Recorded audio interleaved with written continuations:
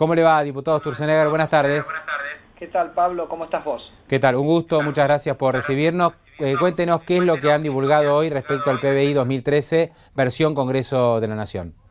Bueno, como vos decías, es un número bastante importante porque estos entre 3.500 y 4.000 millones de dólares es un monto que es equivalente a 2 veces la asignación universal por hijo. O sea, no estamos hablando de un monto que es menor, tampoco estamos diciendo que no es algo que no haya que pagar, sino simplemente que no hay que pagarlo cuando no hay que pagarlo, y hay que pagarlo cuando hay que pagarlo, ¿no? El número que nosotros anunciamos, el índice de crecimiento de la economía del cuarto trimestre del 2013, y eso por supuesto te permite completar ya una estimación para todo el año. El crecimiento del cuarto trimestre fue de menos 0,6%, o sea, Argentina tuvo una caída en su nivel de actividad económica en el último trimestre. Quizás nos sorprenda dada la gran inestabilidad que vivió la economía en esos meses, y esto da un acumulado para el año 2013, o sea, un cierre para el año del 2,9%, ¿no?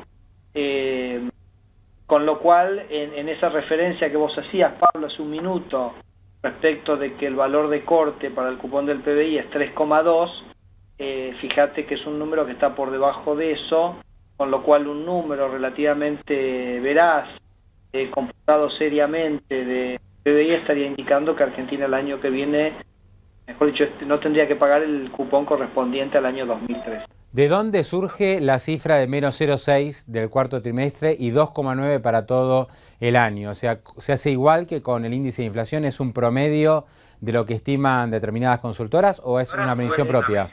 No, exactamente, Pablo. Nosotros en el Congreso hemos dado refugio, o sea, las consultoras generaban información, que era información útil pública.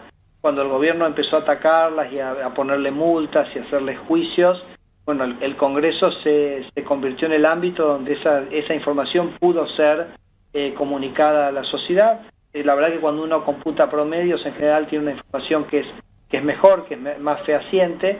Lo hicimos con el índice de precios y también lo hacemos con el índice del PBI. Son menos consultoras, Pablo, porque es un trabajo muy tedioso, muy difícil, que cuesta muchos recursos hacer un seguimiento del PBI en todos los sectores, pero la metodología es la misma. Todas las consultoras que hacen ese relevamiento básicamente se toman los datos, se computa un promedio con una metodología que hemos establecido y que es constante a lo largo del tiempo, y de ahí surge este número. Claro, es un número que está, digamos, muy lejos del PBI que estima el INDEC. Se habla de un 4,9, de todas formas la cifra definitiva la vamos a tener el jueves, pero está bastante cerca de ese umbral de 3,2%, que es el que nos interesa a nosotros, ¿no?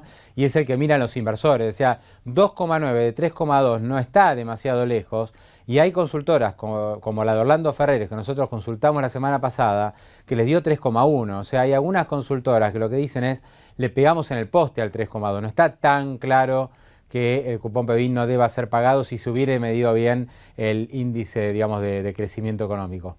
Claro, bueno, el número que nosotros tenemos es el número que es el promedio. Lamentablemente da por debajo, ¿no? Uno siempre quiere que el número de Argentina de crecimiento sea el más alto posible. El número que del INDEC se va a estar dando a conocer, como vos decías, en un par de días.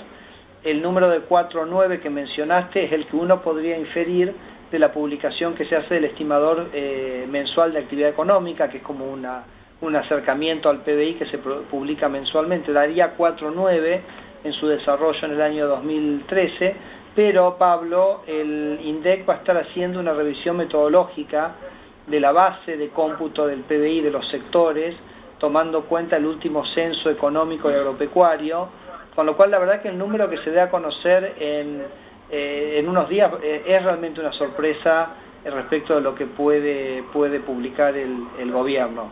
Con la metodología que venimos hasta ahora, bueno, este es el número. Nosotros dijimos que realmente sería realmente una cosa muy preocupante que por falsear las estadísticas para, no sé, mostrar alguna noticia mejor de la que es la realidad, uno esté comprometiendo, por ejemplo, los recursos, como yo te decía, que es el equivalente a 10% del IVA o 2 veces la asignación universal por hijo. No, realmente es mucha plata la que hay en juego, ¿no? Piso 3.500 millones de dólares. Algunos dicen, bueno, lo que pasa es que el cupón igual lo tienen organismos oficiales, pero esto es parcial. Hay muchos inversores aquí afuera que tienen cupón PBI que están esperando el pago. El otro día, hablando con alguien de la Secretaría de Finanzas, me decían, a esta altura mejor que paguemos el cupón porque si no lo pagamos las consecuencias van a ser peores, nos matan, ¿no? Como diciendo, bueno, Argentina menos serio todavía, pero claro, es una falsedad sobre otra falsedad, es muy complicado para el gobierno. Si lo paga, estaría pagando por una sobreestimación del producto. Si no lo paga, realmente se está falseando toda la estadística publicada durante el 2013 prácticamente. Es un tema complejo, ¿no?, para el funcionario. No, yo creo que, digamos, lo que necesitamos es un país que se cumpla la ley, porque nosotros decimos, está bien, hay que pagar el cupón, pero cuando hay que pagarlo. Entonces digo, hay que cumplir la ley. Ese es, digamos, el aspecto fundamental de que un país funcione y que tenga credibilidad, y en vez que el riesgo país esté en 850, esté en 400 puntos básicos, ¿no? Y que estos activos todos valgan muchísimo más. Lo que pasa es que tenemos un problema de base acá, que es la mentira, ¿no? Una mentira que lleva 7 años y que parece no corregirse. Tampoco tuvimos un número de inflación que fue medianamente certero en enero, pero que ya generó muchísimas dudas en lo que hace a febrero. Yo personalmente pienso que el número de febrero estuvo manipulado y que no fue un número inferior al verdadero.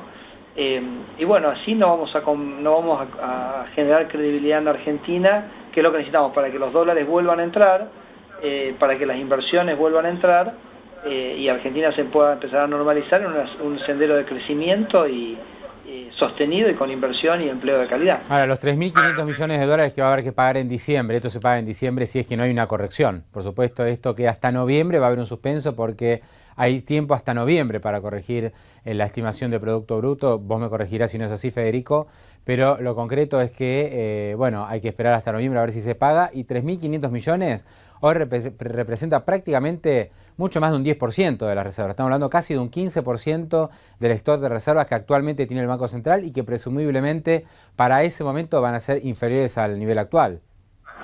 Sí, bueno, lo de las reservas no lo sabemos, ¿no? O sea, la evolución de las reservas depende de qué es lo que el gobierno decida hacer con el tipo de cambio. Por ejemplo, si el gobierno decidiera liberar el tipo de cambio mañana, bueno, no se pierde un solo peso más de reservas, ¿no? Así que, pero también creo que esa incertidumbre que vos decís que tenemos y estas dificultades de análisis también se traspasan a esto, ¿no? No sabemos qué régimen cambiario efectivamente está sosteniendo el gobierno, no sabemos cuánto quiere que se abra o se cierre el cepo, y así que, bueno, las incógnitas en esto permanecerán, como vos bien decías, porque lo que gatilla finalmente el pago del cupón es la revisión del tercer trimestre.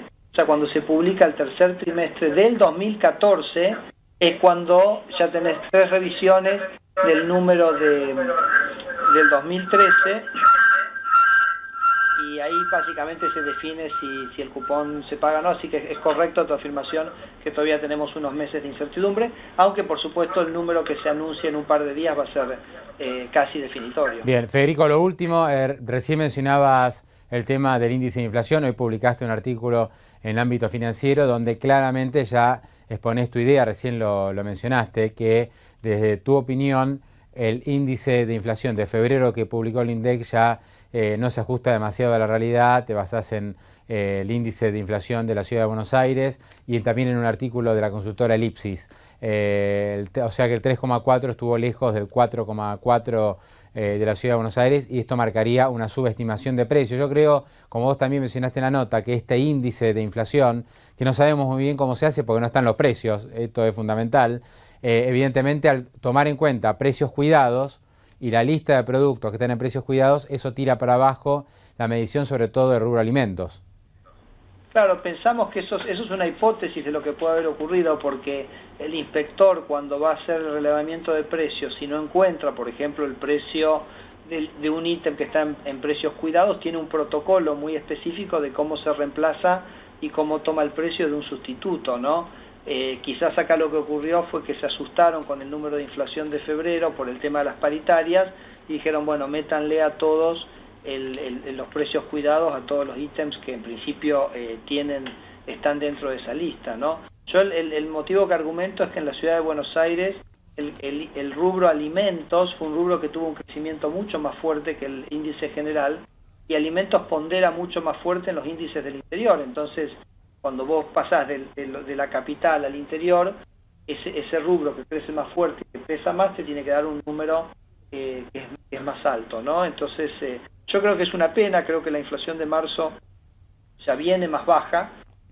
Creo que hay una posibilidad de que la inflación se mantenga baja por algún tiempo, porque el Banco Central está absorbiendo dinero, básicamente financiándose con el sector financiero, ¿no? O sea que tampoco es una cosa, Pablo, que se va a poder sostener mucho tiempo, aunque sí se va a poder sostener unos cuantos meses, y los problemas de fondo o estructurales por los cuales tenemos el problema de la inflación, que es la ineficacia y el gasto demasiado excesivo del gobierno, gasto en corrupción, en clientelismo, cosas que no le sirven a la gente, eso no se está atacando de ninguna manera, ¿no? Por eso la gente tampoco cree que la inflación en Argentina baja, por eso las tasas a las cuales el sector financiero le presta al Banco Central son altísimas, y no logra bajar porque hay un problema de credibilidad. Ahora esto, decir un número del PBI que es falso, decir un número de inflación que es falso, son todas cosas que realmente no sirven para consolidar esa credibilidad que realmente el país necesita, diría casi con urgencia, ¿no? Porque además es lo más fácil, ¿no?